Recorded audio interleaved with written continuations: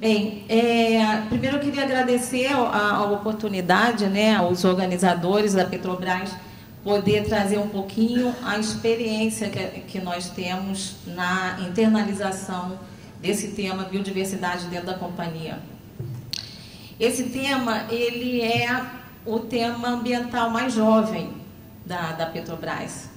E ele tem uma certa dificuldade, uma certa complexidade de entendimento, mesmo para a internalização dentro da companhia. É preciso que as pessoas entendam o que significa, qual é a importância, e é um tema que tem uma certa complexidade. Mas a alta administração comprou a ideia. Nos últimos 5, 6 anos, a Petrobras deu uma deslanchada muito grande nesse tema dentro da companhia, criou uma coordenação corporativa específica de biodiversidade, com vários objetivos, inclusive de criar orientações, diretrizes para a companhia, implementar estratégias. E, com isso, nós temos realizado bastante trabalhos desde então. Bem, eu queria... Deixa eu ver só se eu consigo... eu sei que a grande parte aqui, acho que 99% é brasileiro, mas eu sabia que tinha uma parte que também é de fora. Só mostrando a Petrobras, nós temos atividades extremamente diversas, de exploração, de produção, de refino, comercialização. Nós temos o transporte, nós temos a petroquímica, nós temos distribuição de derivados, nós temos gás natural. Agora, biocombustíveis, desde 2008, né, foi criada a PBio, e energia elétrica. Então, nós temos um desafio muito grande em termos de diversidade de atividades da companhia. E só para ilustrar mais um pouquinho nesse slide, nós temos mais de 100 plataformas, 16 refinarias, 30 mil quilômetros em dutos e mais de 6 mil postos de combustíveis. Então, além da diversidade, nós temos uma expansão, um tamanho, uma quantidade de instalações espalhados por todos os biomas do Brasil, e não só no Brasil, como também no exterior. E considerando que, além dessa diversidade de atividades na companhia, a gente está, como já falaram, num país mega diverso. Nós temos a previsão de expansão física, né? Todos viram, ou alguns de vocês devem ter visto bem recentemente o plano de negócios da Petrobras, foi lançado. Tem uma previsão de expansão física bastante grande, com novos negócios e novas fronteiras. Então, os desafios não são pequenos, né?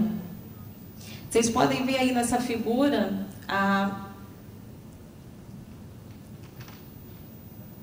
Aí eu pensei que tinha passado, mas agora que passou. Então, vocês podem ver aí nessa figura a província petrolífera de Urucu, né? É uma área sensível, de alta criticidade de biodiversidade, com remanescentes, espécies endêmicas, tem espécies ameaçadas de extinção. E, no entanto, nós sabemos que não só no Brasil, como também no exterior, esse é um exemplo de atividade, de desenvolvimento sustentável, onde a gente pode considerar a questão de uma forma viável. Então, considerando os desafios, também foi mostrado hoje de manhã os objetivos estratégicos com as suas 20 metas da Convenção de Diversidade Biológica. E eu vou tentar fazer uma inter-relação, é uma tentativa, não se esgota nem os exemplos e nem a tentativa de fazer essa relação, mas eu gostaria de tentar fazer uma relação entre esses objetivos e o que a Petrobras está fazendo. Considerando esses 3 objetivos estratégicos que vocês estão vendo, que é basicamente a redução da perda de habitats. O aumento de áreas protegidas, como o Braulio colocou aqui de manhã, e de vários diferentes ecossistemas, mais biomas, por exemplo, o marinho, que vai passar de 1,5% a 10%, e a meta 14 do Objetivo Estratégico D, que considera a questão da salvaguarda de serviços ecossistêmicos essenciais, como a água, né, por exemplo. Então, considerando esses três, eu gostaria de fazer a correlação com um trabalho que a companhia está fazendo, que é o Projeto Estratégico de Excelência em SMS. Esse projeto, ele tem marcos, nós chamamos de marcos, que a gente pode considerar como degraus, que a companhia galga com o objetivo de buscar a excelência em SMS. Esse projeto, ele está em todas as áreas de negócio subsidiárias da companhia e com suas ações e metas estabelecidos de 2006 a 2015. Ele é dividido em duas fases. A primeira fase acabou em 2010, a segunda fase se iniciou em janeiro desse ano e vai a dezembro de 2015. Desse projeto, nós temos 3 marcos específicos de biodiversidade. Eu queria falar primeiramente do primeiro e do terceiro, que o primeiro fala do mapeamento das áreas protegidas, sensíveis e vulneráveis, que estão localizadas nas áreas de influência da Petrobras, e o terceiro que fala de ter um plano de recuperação estabelecido em relação às áreas que foram degradadas pelas operações da companhia. Em relação a isso, foi desenvolvido um sistema que é georreferenciado. Ele, na verdade, ele faz a integração de dados espaciais das várias áreas de negócio. Com esse sistema, nós conseguimos enxergar a companhia com todas as suas instalações e ainda ver as unidades de conservação federais, estaduais, municipais e estabelecer também os limites. Eu não sei se tem como mostrar aqui, tem. Os limites, tanto socioeconômicos quanto os físico-bióticos, né? E aqui as unidades de conservação. Isso aqui é a Baía de Guanabara. Então, esse sistema, ele acabou de ficar pronto e integra os dados espaciais de toda a companhia. Ele permite também, aqui é um exemplo do mapeamento da Reduc, mapeamento de áreas protegidas, das 990 hectares da Reduc, 43% é de APPs.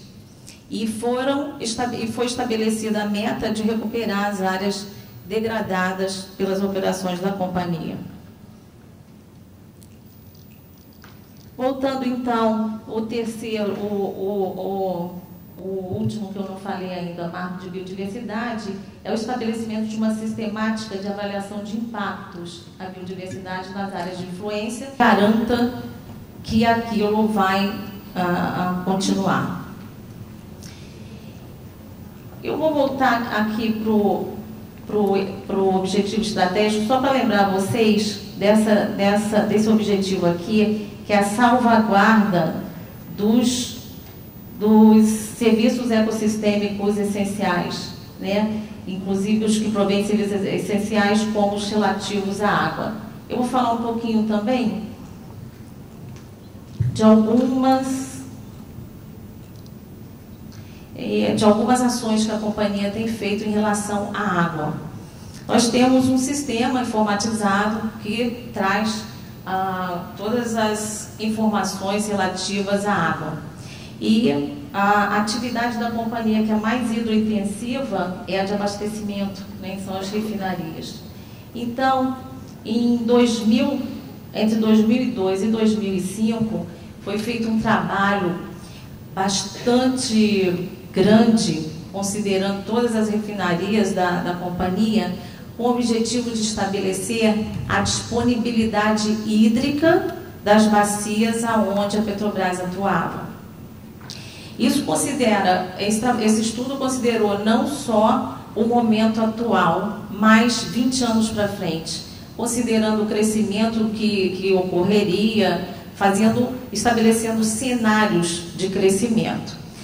Esse estudo, ele permitiu, primeiro, que nós fizéssemos um guia de disponibilidade hídrica através da contratação da Copetec, com o objetivo de estabelecer quais são os parâmetros importantes para serem considerados por toda a companhia, no caso de qualquer área de negócio, fizeram uma contratação para estabelecimento de disponibilidade hídrica para as suas atividades. Isso é importante porque, no momento que nós temos uma área definida, a gente também pode comparar com outras áreas de negócio que também estejam fazendo a mesma coisa. E com isso, a Petrobras pôde estabelecer também um plano de reuso de água para as regiões que eram mais críticas. Esse ano que passou, 2010, a Petrobras deixou de utilizar 17 milhões de metros cúbicos por ano. A gente pode ver que foi mais na área de abastecimento que tinha esse projeto já de disponibilidade hídrica pronto e que está sendo atualmente atualizado, né? Então, acabaram de fazer uma licitação e vão atualizar esse estudo, mas as outras áreas de negócio também vão fazer a mesma coisa para, com isso, poder fazer um trabalho semelhante ao que foi feito com as refinarias. E esse valor significa mais ou menos quase 10% do volume de água captada pela companhia. Então, a gente vê que são ações que a gente pode contribuir em relação a ecossistemas, serviços ecossistêmicos essenciais. Isso aqui é uma projeção a partir de 2011, né? Nós vemos aqui os 17 milhões, mas até 2013 a projeção é que a gente chegue a 30 milhões de metros cúbicos, considerando novos empreendimentos da Petrobras. Eu vou falar um pouquinho mais para frente sobre novos empreendimentos, mas é importante entender que tanto a expansão do Centro de Pesquisas da Petrobras no Fundão, como novas refinarias já estão considerando o reuso dentro dos projetos desde o início do projeto. Esse é um outro exemplo importante que nós estamos fazendo com a água. Se eu não me engano, tem alguém aqui do INEA. Eu vi uma pergunta, pelo menos de manhã, que era de alguém do INEA. Nós fizemos um convênio com a interveniência do Comitê de Bacias Hidrográficas do Rio Macaé e das Ostras. Na verdade, esse convênio, o objetivo é que a Petrobras patrocine a contratação de uma empresa pelo INEA com o objetivo de elaborar um plano de ação de recursos hídricos para a gestão dessa bacia do Rio Macaé e das Ostras. E quem vai gerir, quem vai trabalhar, enfim, com esse plano é o próprio comitê, ou seja, um comitê que é formado pela sociedade, pelos usuários, por todos os usuários da bacia.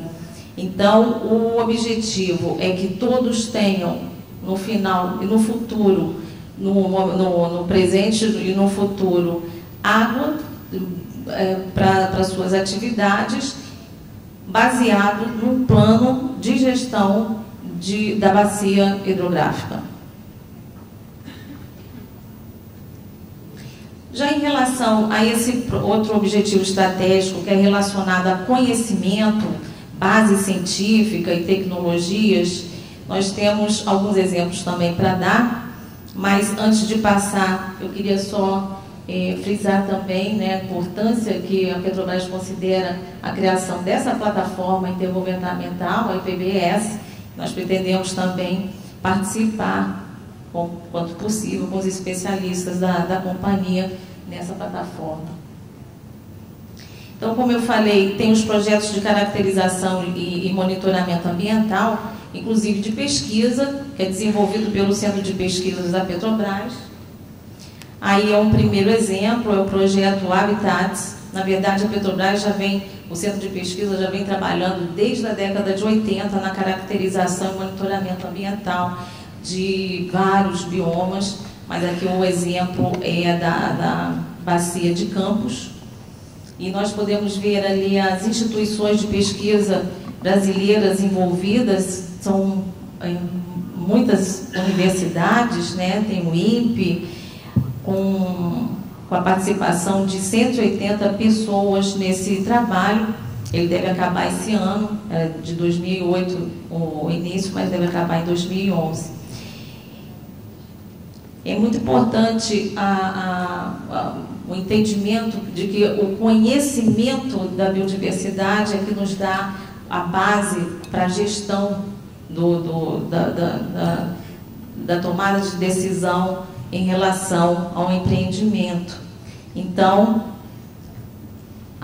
são várias iniciativas que eu poderia dar, mas eu peguei apenas algumas aqui. Essa aqui é lá na REMAN, no entorno da REMAN, é uma iniciativa voluntária, é o projeto Muruatá, que caracterizou a biodiversidade no entorno da refinaria. Outro exemplo é a avaliação ambiental da Baía de Guanabara, de 2004 a 2008, com a participação de várias universidades também, 3 consultores internacionais. E hoje a companhia tem uma comissão específica da Baía de Guanabara, de maneira a integrar os esforços que a Petrobras está fazendo nessa área. Como nós temos várias áreas de negócio envolvidas nessa região, essa comissão ela integra o esforço tanto para não ter superposição como para não ter, evitando as lacunas. Então, além disso, esse monitoramento, os resultados geraram uma proposta de monitoramento, né, integrado com esses empreendimentos. O último exemplo aqui nessa linha aí do objetivo estratégico do conhecimento, não podia deixar de falar do programa Petrobras Ambiental, que foi criado em 2003. De 2008 a 2012, o tema é água e clima, né? E se a gente olhar o histórico desse programa, já houve envolvimento de quase 4 milhões de pessoas, já se estudou os 5 biomas brasileiros, Amazônia, Mata Atlântica, Cerrado, Caatinga, Pantanal, muitas parcerias e o estudo de mais de 5.000 espécies nativas. Esse programa, ele tem uma importância muito grande quando a gente considera a participação do terceiro setor e a participação da academia e de organizações não governamentais. Então, no ano que vem, ele deve fechar, né, esse ciclo de água e clima, e vai ser criado ou continuar o mesmo tema, ou um novo tema, enfim, isso ainda vai ser avaliado, mas vai ser lançado um novo programa Petrobras Ambiental. Além disso, tem os projetos de biodiversidade marinha, que também são bastante conhecidos e que têm como objetivo a conservação dos mamíferos e quelônios marinhos. Bem, em relação a esse objetivo, onde fala que as indústrias tenham medidas e implementem planos para a produção e consumo sustentável, eu queria dar um exemplo dos padrões corporativos que foram desenvolvidos na companhia. Vocês imaginam, eu acredito que quem é de empresa aqui sabe a dificuldade de estabelecer um padrão corporativo, principalmente se você tem uma diversidade de atividades muito grande, é bastante difícil estabelecer um padrão corporativo, mas com bastante discussão, envolvimento das áreas de negócio, nós estabelecemos um padrão e normas também que regulamentam esses padrões. Aqui tem o fluxograma, que foi estabelecido com a participação de toda a companhia do processo de gestão de riscos, né, e impactos à biodiversidade, com a parte de planejamento, execução, enfim. Eu não vou entrar, obviamente, nesse fluxograma, mas era importante o estabelecimento dele para que as áreas de negócio depois desdobrassem nos seus próprios padrões, considerando e customizando as suas específicas.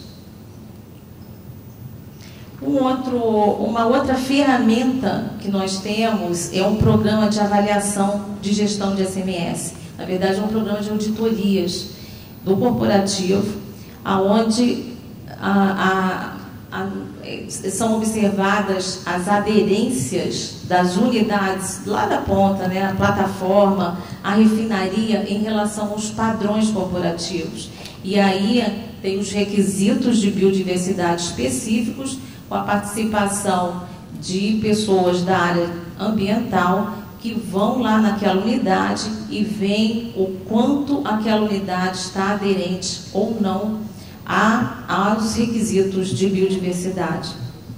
Esse programa ele tem ciclos, né, de 3 em 3 anos, já foi reformulado porque é um processo de melhoria contínua, mas é uma ferramenta extremamente importante para a companhia.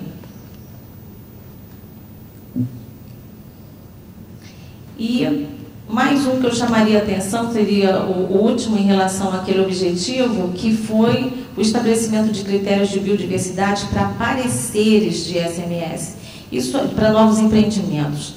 Isso quer dizer que essa expansão da companhia, quando nós falamos em expansão da companhia, os novos empreendimentos, quando eles vão ser levados à alta administração, é necessário que haja um parecer de SMS. Dentro desse parecer de segurança, meio ambiente e saúde, tem, dentro dos requisitos de meio ambiente, os requisitos específicos de biodiversidade que vão ser considerados em cada etapa do projeto, desde o início até o final. Isso implica numa participação muito grande das equipes de meio ambiente, de uma integração, de uma visão integrada, e já faz parte da sistemática da estratégia da companhia. Outras decisões, saindo agora já dos objetivos estratégicos, mas outras decisões da COP, e que são relativas a desafios do setor empresarial, eu queria citar aqui alguns, que seria contribuir com os objetivos da Convenção, identificar as oportunidades relacionadas à biodiversidade e serviços ecossistêmicos, compartilhar práticas e lições aprendidas, e a última de adotar compromissos e certificações voluntárias, dentre outros aspectos. Nós temos participado a nível nacional, tanto do CEBEDES quanto da CNI.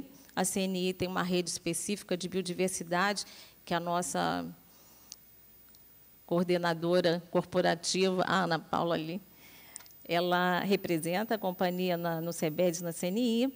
Nós temos também participação na Internacional, consultora, a Jane também está aqui, Jane Mauro é consultora em biodiversidade, e representa a Petrobras na IPIECA, que é uma organização de empresas de petróleo internacional.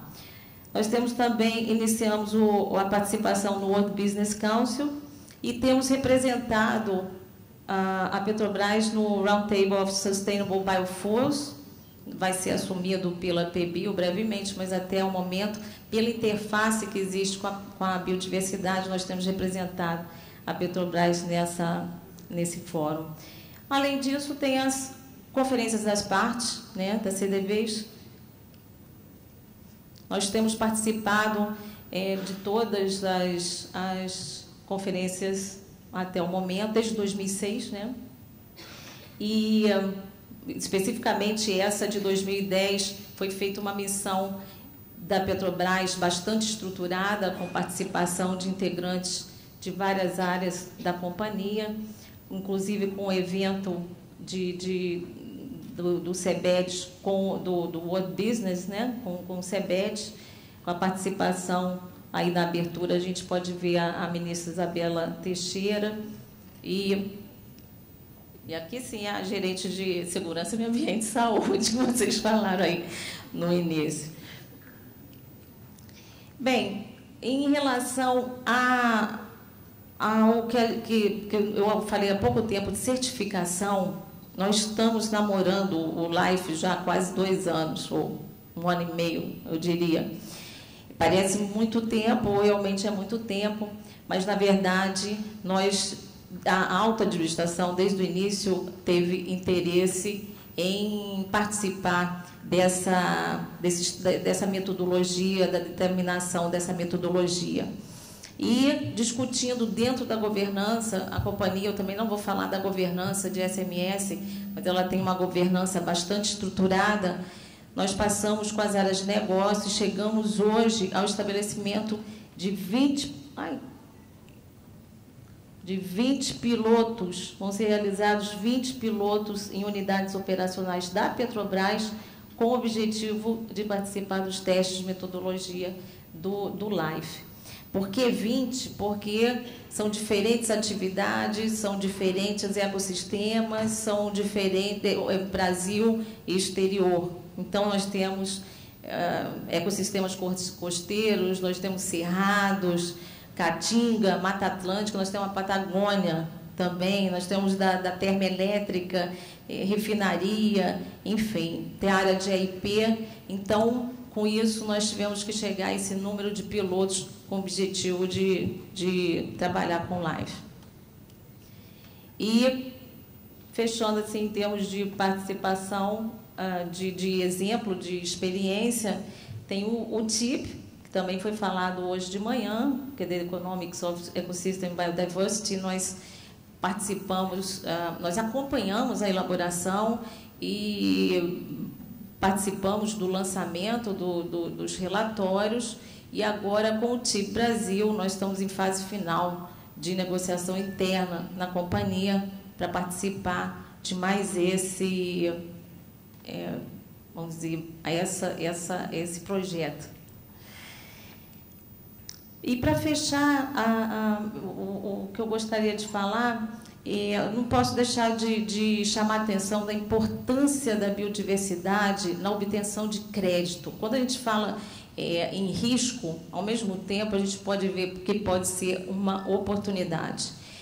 Obtenção de crédito em relação a bancos, inclusive os bancos do exterior, eles têm vindo fazer due diligences.